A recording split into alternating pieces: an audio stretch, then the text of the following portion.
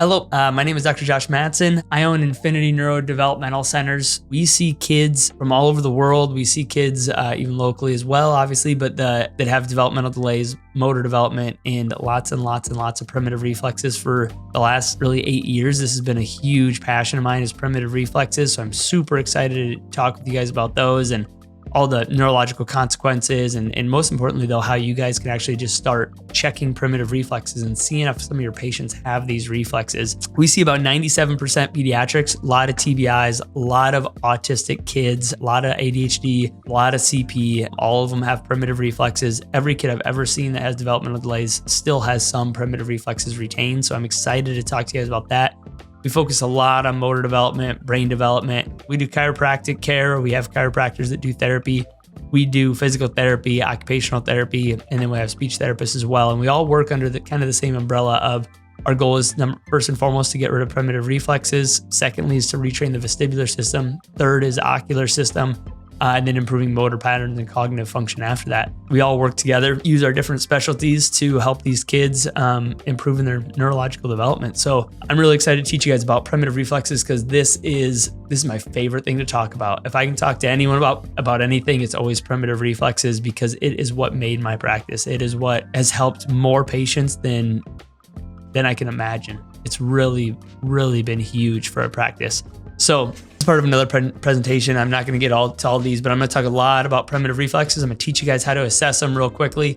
I'm not going to talk about any of these other things like muscle tone, but primitive reflexes have to develop for all of our muscle tone to develop and alignment to develop appropriately, for our sensory systems to develop appropriately, for our balance, for our eyes to develop appropriately, our motor planning, our cognitive skills. Developmentally and neurologically, it is the first thing to develop. And if you don't address it, you're missing a massive foundational step.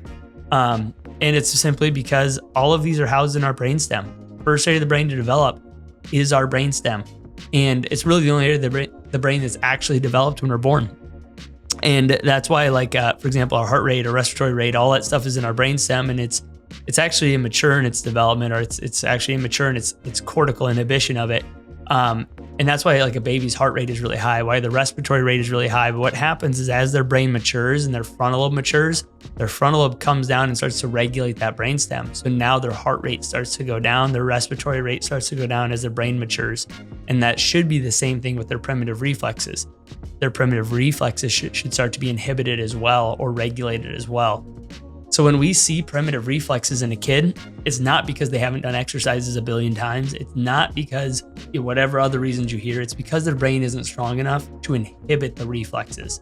It's either maybe they didn't develop movement appropriately, maybe they didn't develop their motor milestones appropriately, and maybe they're not getting enough feedback into their frontal lobe for their frontal lobe to shut it down, or it might just simply be because their brain's inflamed.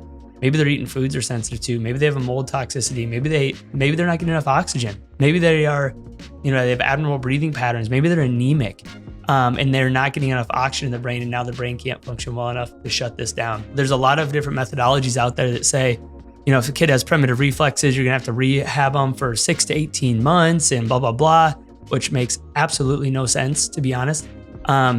And I've never once seen that in my practice. And the reason why it doesn't make sense is there's no reason a reflex that should go away at 3 months or 6 months should take any longer than 3 months or 6 months for a child that's 7 years old to get rid of that reflex. Their brain is matured to it, obviously, unless there's a traumatic brain injury. But other than that, that shouldn't happen. But if you can address the underlying reason, like for example, let's say a kid's anemic, and now we're getting him iron and we're changing his breathing patterns, and now he's getting better oxygenation into his brain will shut down the reflexes.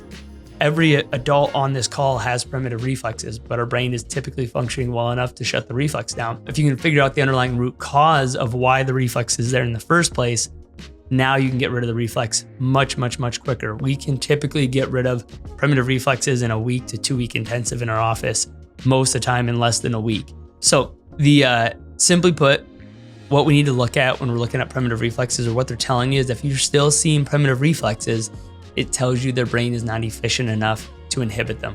Simple. If you can figure out how to stimulate their brain or get them enough resources or change their diet and get inflammation down, their brain will inhibit the reflexes. He was struggling with motor skills, learning skills, attention issues, behavioral issues. He was diagnosed with high functioning autism. he had a lot of things going against him. He had a lot of struggles going on. So what we found from a developmental perspective is he had a lot of primitive reflexes. That one right there where I bring his head down, that's called a symmetrical tonic neck reflex, which I'm going to show you in a little bit here. And his arms drop out. So I bring his head down and both arms drop out. And then when I turn his head and his arm drops out on the opposite side, that's called an asymmetrical tonic neck reflex. It should go away right around 6 months of life. He didn't have, his balance centers weren't well developed. He couldn't track his eyes appropriately. He also had a lot of restrictions in how he moved. I couldn't even turn his head. Also, so like when you're, seeing a kid or feeling a kid and you feel a lot of restriction in their cervical spine, if it's horizontal restriction, usually there's an asymmetrical tonic neck reflex. If it's flexion, usually there's a symmetrical tonic neck reflex present. When he started, he had really poor core stability when he started. And what we got to work on in the first week is we worked on rehabbing his movement and getting rid of his primitive reflexes, which made a substantial difference in how he could move and how he could function. Even after the first week, they were able to go to church for the first time in years and be able to sit through it without him getting extremely anxious and having to leave right away, which was awesome. But then in the following weeks, we got to work on his vestibular system and retraining his balance centers. We had to work on getting his eyes and his balance centers to integrate appropriately together. And the funny thing is, these guys were actually only planning on coming for like a week or two. They ended up staying for 3 weeks because the results that they were getting in those first couple. We're using lasers or laser therapy or photobiomodulation to decrease brain inflammation because, again, he had so much brain inflammation, his brain couldn't inhibit the reflexes. Weeks were so outstanding and they hadn't gotten before. And even though they've been doing traditional therapy for years on end, doing PT, OT, speech, but when we approach it from a developmental aspect, these kids can get a significant change, and especially with the intensity of the model that we have, when otherwise they may not be able to get that same amount of change. This one is just a good example of motor development in kids when they have primitive reflexes. So the difference here is a week, and just getting rid of reflexes is all we worked on. And within another week after this, he was walking like 100 steps on his own, and he didn't need a walker anymore, which was pretty cool. And then this one, same thing. This is another motor development. This girl came to us for a 2-week intensive to work on helping her to learn to walk. She's actually seen OTs and PTs for the last couple of years to try to get her to walk, and the max amount she'd ever walked was 8 steps, and that was only one time, and that was with supports on her ankles called AFOs. She was diagnosed with cerebral palsy after having a hypoxic ischemic event, and what we did with her is we actually worked on getting rid of her primitive reflexes. We worked on retraining her vestibular system or her balance centers, and as we did that, you actually see we got her to walk multiple different times, over 25 steps. I think the max we got her to was 27 steps. And a multitude of other times we got her to walk 14, 15 steps. And we simply did that by working on redeveloping the things that should develop first, her primitive reflexes. As we worked on those, then we could start working on her vestibular system. And as these systems started to develop, her motor skills got better and her walking got much better.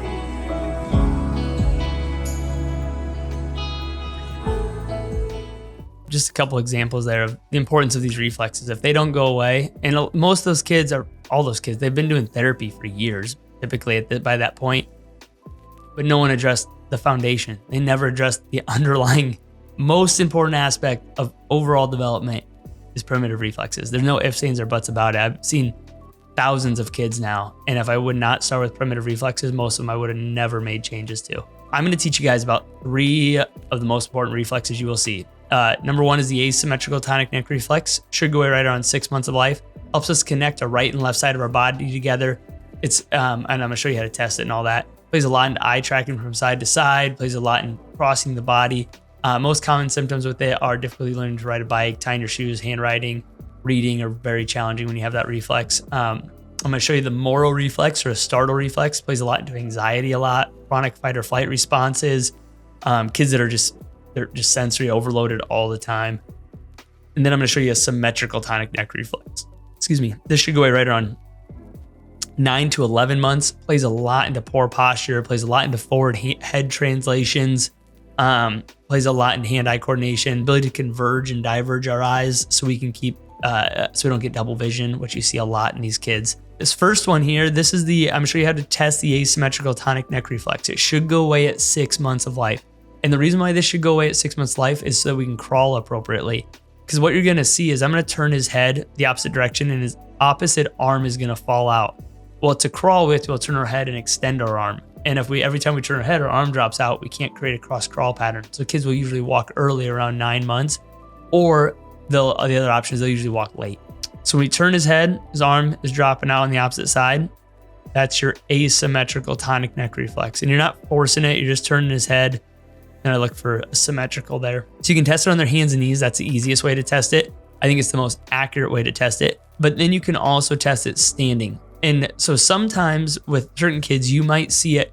You might not see it on their hands and knees, but you might see it standing. And if you, or vice versa, maybe you don't see it standing, but you see it on their hands and knees. If you see it on their hands and knees, I typically think of there's a muscular component playing into that. If I don't see it there and I see it on their standing, I think more their vestibular system is involved and their balance centers are off. That's why I'm seeing it when they're standing, because they go up against gravity. So the first one is on their hands and knees. Second one here, you have them stand, put their arms straight out in front of them, drop their wrist down, close their eyes, and tell them, keep your arms straight out in front of you. And as you turn, what you see is his whole body rotates because his head is not broken away from his body. As his head turns, his whole body rotates and his arms rotate. So he's being instructed to keep his arms straight out in front of him there. And that, again, that should go away at 6 months of life, roughly. What does the reflex do?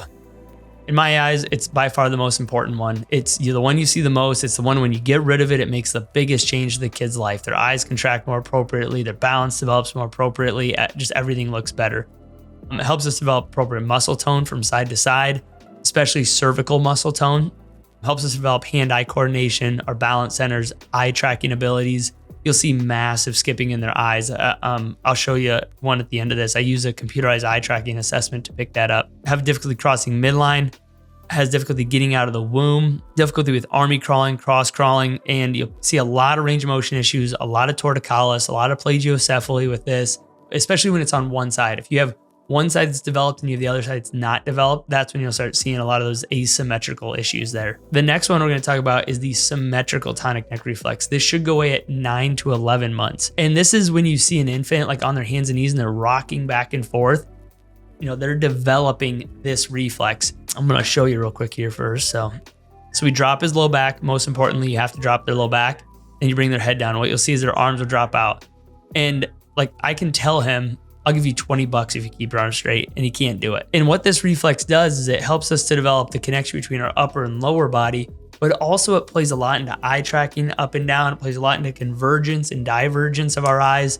So you'll often see learning issues with this because they simply can't converge their eyes appropriately. The STNR helps the baby lift and control its head from far distances to focused. So when an infant's on their hands and knees and they bring their head down, as they bring their head down, their eyes converge. When they bring their head up, their eyes diverge. So they're developing that convergence divergence. So if you're an eye doctor out there and you see a convergence insufficiency, is what that's called when you can't bring your eyes in appropriately, typically they will still have a retained symmetrical tonic neck reflex. And when you get rid of it, a lot of times it develops on its own, or it's much, much easier to retrain. It preps you for crawling. This reflex helps to link the upper and lower extremities to move reflexively together.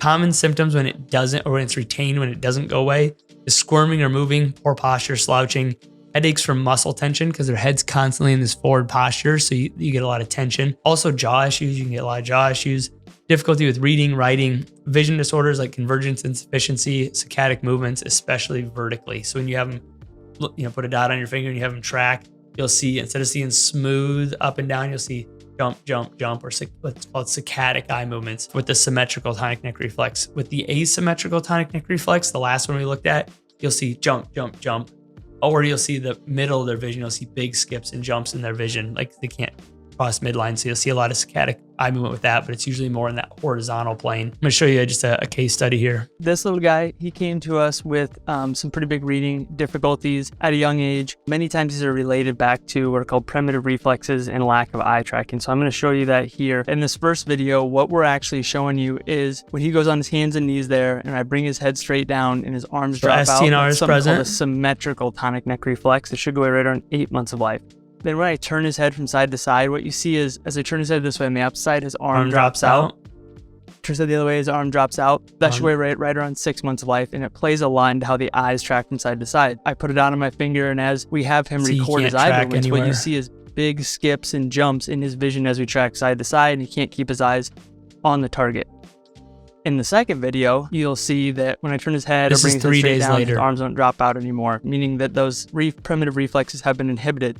But at the same time, what you're actually seeing is a massive improvement in how his eyes track and the ability to keep his eyes stable as his eyes track from side to side and up and down. That plays a lot into reading because you need to be able to track a line efficiently without your eyes skipping or jumping or kind of going all over the place. As those reflexes get better and as their eye tracking get better, also his learning improved dramatically. So there's a huge link between those basic foundational skills and higher cognitive learning centers. So these two reflexes, super easy to check. Put them on their hands and knees, drop their low back, bring their head down, see if their arms drop out. Turn their side to side, see if their arm drops out. And you're not forcing it. It's a really interesting feeling. As you turn, you'll just hit a spot where it's just like boom, and they just drop. Or you bring their head down, it's just boom, and their head just drops. And so that's really what you're looking for. Is it's like a reflex, like when you hit, your bicipital reflex or your knee reflex, and you get that reflexive movement. It's the same thing. It's just boom, it just happens. And typically the more you do it, the worse it gets. So if you do it more and more and more and it gets better and better, that's just a cervical restriction. When you do it more and more and it gets worse, it's a reflex. The Moro reflex is a startle reflex. I'm going to show you this one first. This is a true upper brain injury, but it's a really good example of what it looks like. So you're probably not going to see this, but I'm going to show you ones that you probably will see. Arms come out. Her arms come out, splay out. That's a true Moro reflex. That's what you see in an infant. But at that age, you shouldn't see that. That's from a brain injury. This one Together, tip their head back, is boom, where his arms come up. That shouldn't come up. His arms should go down to catch himself. These are propping reflexes. If he still has these these arms coming out, that's because his brain hasn't developed well enough to inhibit that and then develop propping reflexes. You can also do an auditory component. So you can behind him, clap, clap, clap. And what you're looking for is, do they startle, their shoulders come up, or even do they just blink, blink, blink, blink? After you do it a few times, they should stop blinking. They don't stop blinking. What it tells you is that they still have an auditory Moro reflex. What's the purpose of the Moro? This reflex is an autonomic reaction to sudden changes in head position, light, sound, touch, or temperature. It creates an instant arousal for the baby's survival system or an automatic fight or flight response. When this reflex is elicited, the infant releases stress hormones, adrenaline, and cortisol, increases breathing rate, increases heart rate and blood pressure. Most common symptoms you see with this is sleep disturbances, like basically they roll over at night and startle themselves awake. They easily trigger emotional outbursts. You'll see this all the time, especially towards the end of the day, like right after school. They usually hold it together, but then at the end of school, they lose it. Shyness or balance, because this reflex plays a lot into the development of our balance centers and our sensory systems. Motion sickness is pretty common, especially in like teenage girls. For whatever reason, you'll see that a lot more. Weak immune system, allergies, asthma, infections, because when you release adrenaline and cortisol, those also help you fight allergens. So you'll start seeing that a lot more. Hypersensitivity to light, movement, sound, touch, difficulties with vision, reading, writing, adapting to change, hyperactivity with extreme fatigue, and visual perception issues are really common. I'll give you just a quick example here. This is kind of an older video, but this kid came to us with extreme behavioral issues, attentional issues, a lot of learning issues. And I want to show you guys the deficits that we see in these kids. And also, we did an intensive with him. So I'm going to show you his primitive reflexes prior and after. So whenever kids come in with these deficits, we typically find a few different things. We find a few different primitive reflexes that shouldn't be there. We find balance issues, and we typically find eye tracking issues. So I'm going to show you those here. So this first video, we're looking at what's called an asymmetrical tonic neck reflex. We're turning his head. You can see his arms are dropping out on both sides there. When we go side to side, his arms drop out. That should go away right around 6 months of life. After a 4-day intensive, you can see now as we turn his head, his arms don't drop out anymore. That reflex, as it goes away, it plays a lot into the ability for both sides of our brain to connect efficiently. It plays a lot into our eyes to track efficiently from side to side. It plays a lot into our balance centers. It plays a lot into like catching a ball in athletic activities. And then secondly, a reflex that plays a lot into behavioral issues is a startle reflex. And this is what's called a Moro reflex or a startle reflex. It should go away right around 3 to 4 months of life or turn into a more appropriate startle reflex called the Strauss reflex. But you can see he has a big response to that. In the second video, you can see that he no longer has that large response, and meaning that that sensory stimulus isn't as large of a stimulus to his brain anymore. Now he's calmed down his brain. He can regulate that more appropriately. That's from our cerebellum. So our cerebellum coordinates that sensory information coming in. So if it's inflamed, It can't do that. We have these cells in there. They're called Purkinje cells. Purkinje cells, they regulate sensory information coming in. So when you see especially a really hypersensitive kid, it's because their cerebellum's inflamed. When you see that, gluten is known to cross-react, or actually gliadin is known in the research to cross-react with Purkinje cells. Like taking grains out is always really, really, really, really helpful for that. Dairy can do it as well. Also, eggs can do it, according to Karazian's work. His different studies on food reactivity in areas of the brain and thyroid tissues and stuff like that. But anyways, that's a side note there. It is really helpful to take those foods out when they're really hypersensitive like that. Sensory information more appropriately. That's going to allow him in everyday life to integrate the sensory information coming in more appropriately, so the world isn't so bright and abrasive and overwhelming for him, and allow him to produce better responses to his environment, or better behavioral responses to his environment. And you can also see here his balance is a really, really big challenge. And with all the testing that we do here as well, you're going to see that balance is a really big issue. And as we go through this week of intensive, we're able to see that his balance is actually improving with our objective measurements, and also with our eye tracking objective measurements. You're seeing those systems start to improve. And what we'll see over the next 6 weeks is his behaviorally, things will start improving, and he'll be able to better self-regulate as well. For that reflex, all you simply do is you have them stand if they're small enough, and so don't pick with someone that's like twice your size because you'll get hurt. But tip their head back, pull them back quickly, see if their arms come up or they go down. If they should go down. If they stay where they're at or they go up, that's positive. Go behind them, clap, clap, clap. See if they blink really hard or they physically startle. Everyone's going to startle. If you go behind them just scared the bejeebers out of them, they're going to startle. If they do it over and over and over again, that's when it's positive. Because remember, I told you if it gets better, it's not a reflex. If it gets worse, the more you do it, it's a true reflex. So always remember that when you're looking at them. I want to show you a couple different gaits you can also have them do. So ways you can have them walk, and it'll help you understand if they still have some reflexive abnormal movement or of their motor systems, which typically comes from their primitive reflexes. In this first one, what I'm having him do is walk on the sides of his feet. When you walk on the sides of your feet, you should be able to, I'm going to give you a simple principle first before I talk about this, because it might be confusing if I don't. If I move this finger, I have a map in my brain that knows that finger is moving. If I move this finger, I have a map in my brain that knows that finger is moving. If I tape those two fingers together for a couple weeks, that map becomes fused. Now I can't move these fingers independent of each other anymore. And you have to retrain that. But what you're going to see here is when we have these reflexes, we don't develop independent movement of our body. So our upper body and our lower body don't dissociate. We don't have the ability to use them independent of each other. So let me go ahead and show you this gait of this kid. So we're right here. We're having him walk on the outsides of his feet, on the edges of his feet. And what you'll see is his whole hands will roll in. Same thing. Same, just like his lower body is.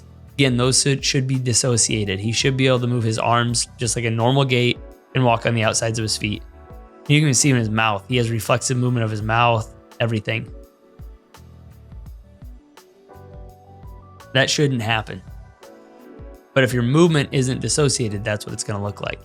This one, and then you can have them walk with their toes out. So you have them point their toes out and then see how they walk. What you'll see when they have reflexes is their whole upper body will hyperextend. So in this one, I'm saying, hey, point your toes out, which was hard for him. But what you see is as soon as he tries to do it, his upper body rolls out just like that. And the more he thinks about it, if I tell him point your toes out, his arms automatically roll out. And then this one, we're trying to get him to point his toes in and walk. His post, this is a week later, he still has the same response, but it's much more efficient. So what happens when he points his toes in here, his arms roll in. See this, his arms roll all the way in like that. He still does it here, but he can at least create a motor pattern now. So you can have him if you don't want to check these reflexes, put them on their hands and knees and do that, you can have them walk down your hallway. Have them walk on the edges of their feet, walk with their toes pointed in, have them walk with their toes pointed out. If they, when they walk on the edges of their feet, if their hands roll in, then they point their toes in, their arms roll in, then they point their toes out and their arms roll out, they have an ATNR and STNR very, very likely. Couple last things. I just want to show you the effects of primitive reflexes on kids. So this is a balance tracker assessment. So it's you standardize it for their age, like 5 to 9, 10 to 14. So you got to look at these actual numbers, but it's looking at the total amount of sway. So this is what's called a modified CTSIB. It's a standardized vestibular assessment, but you're looking at the total amount of sway or movement. So just by getting rid of reflexes, you can see this kid's numbers. We want them to be smaller. The smaller the number, the better. All of these numbers drop dramatically. His balance improves dramatically just by getting rid of primitive reflexes. So this is a nice standardized way just to see what's the effects on their balance centers. Again, same thing here, same thing here. This is an older kid. And then we can see their eye tracking.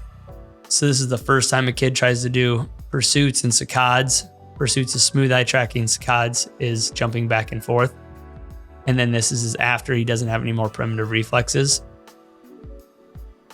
He can now track, and he can saccade more appropriately. This is another one too. Same thing. Gets much smoother, much more efficient. Still has a couple little skips, but much, much better just by getting rid of primitive reflexes. So that's the key is with all of these is never worked on their eyes. I never worked on their balance centers.